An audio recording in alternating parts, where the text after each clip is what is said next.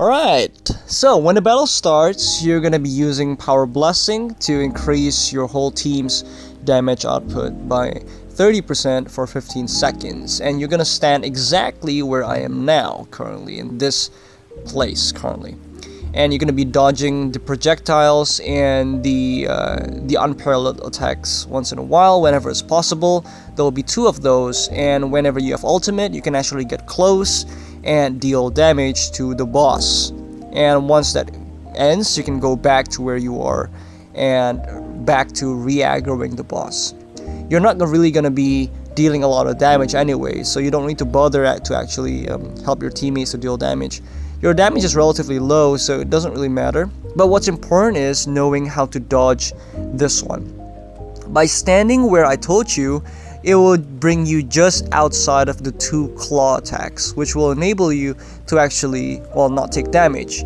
And this is the important part. This frost breath will kill you instantly, so whenever you see it, always run backwards as far as possible. Essentially speaking, you will always want to prep yourself for that attack.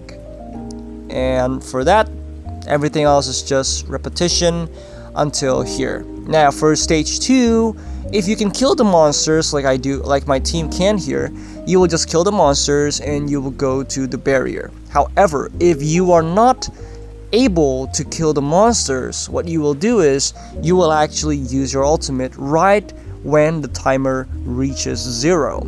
So for here, fortunately, we were able to kill the boss, and so we're able to actually get into the barrier. So for those that don't know, there will be a barrier summoned when the boss dies, and it's going to be this small dome over here. I know it's a bit difficult to say, but essentially speaking, you can actually go here and protect yourself from the boss's perilous attack.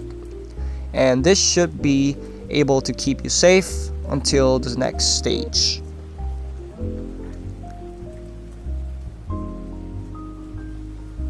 And after the stage finishes, you're going to go to stage 2, and this will be when the boss's HP is going to be at 7. Now, when the boss's HP is at 7, and you just finish like so, you will actually be able to just deal damage with your ultimate, and the next sequence of the skills and the boss attack pattern will be very different compared to the first one.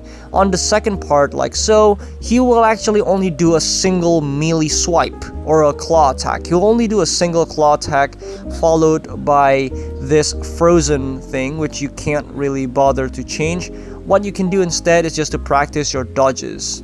For the red line attacks, you can just dodge them whenever the animation almost stops, and you can just learn to time those properly.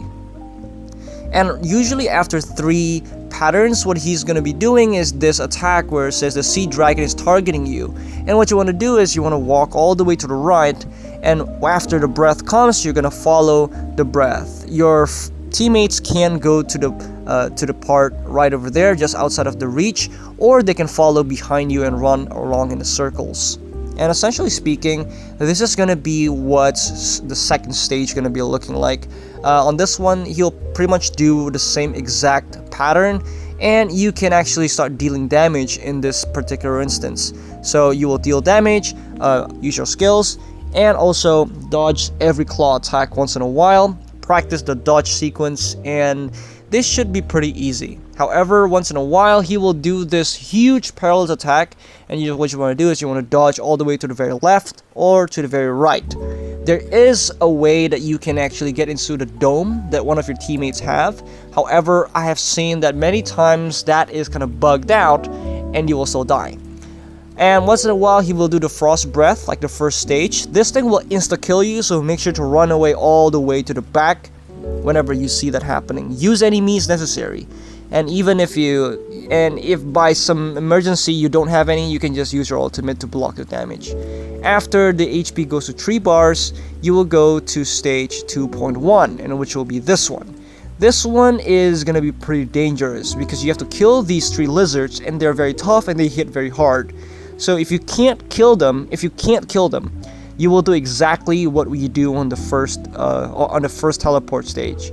You will either kill them and then go to the barrier, or if you can't kill them, the moment the timer reaches 0, and you will put 1 second after, you're gonna use your ultimate, and that's gonna save you from dying. Your whole team will die, but at least you will be alive to be able to do what the only thing you can do on the third stage, which I will explain in just a little bit. So for this one, fortunately we can kill it, so we can get into the dome and keep us safe from the perilous attack. Now this is going to be the most important part, and that's going to be stage 3. Now the stage 3 is very dangerous. Now this one, every 55 seconds the boss will do a perilous attack, which will be in the form of him using the frost breath. Now this frost breath, at this point, still 15 seconds is still pretty okay. You can still pretty much dodge it. But when it goes all the way to 13 minutes, what you're gonna be doing is actually using your ultimate to block the frost breath or to die. You can literally eat it and die, and that's gonna save your whole team. Unfortunately, there's no other way to do it. This is a perilous attack, hence it can't be dodged.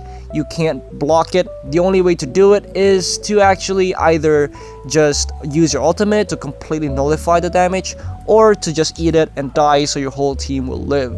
And after once in a while, the boss will do the same rotation clockwise breath attack. And this one's gonna be pretty much the same routine.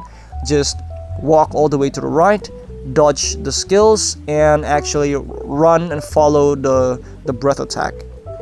And once in a while after that, this will be what's on. And this is going to be the same attack, the huge attack from the second stage.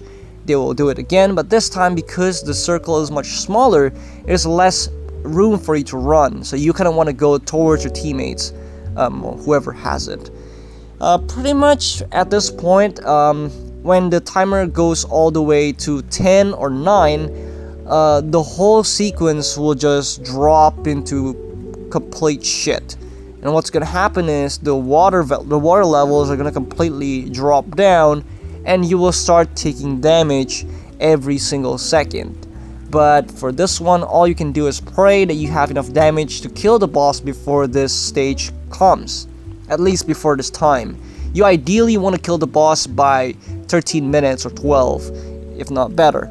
But if you can't, then this is the case. And at this point, all you want to do is just to stay alive, make sure you don't die, because there's not really a lot that you can do at this point. The best thing you can do is to just give your buffs, deal damage, and hopefully you can kill the boss soon enough.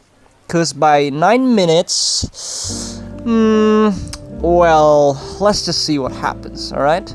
By 9 minutes, the sea level is the storm is just gonna, well, go everywhere, and this is what's gonna happen. You're gonna take damage non-stop, and yeah, you're just gonna take damage until you die, like so.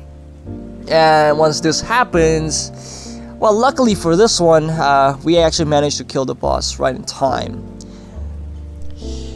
Just for funsies, I'll show you what the room audio was like with the audio on.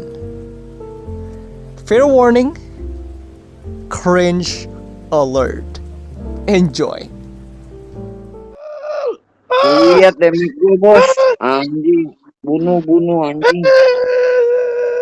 Sini cowok. Wait. Ya beban anjing baru mati, anjing.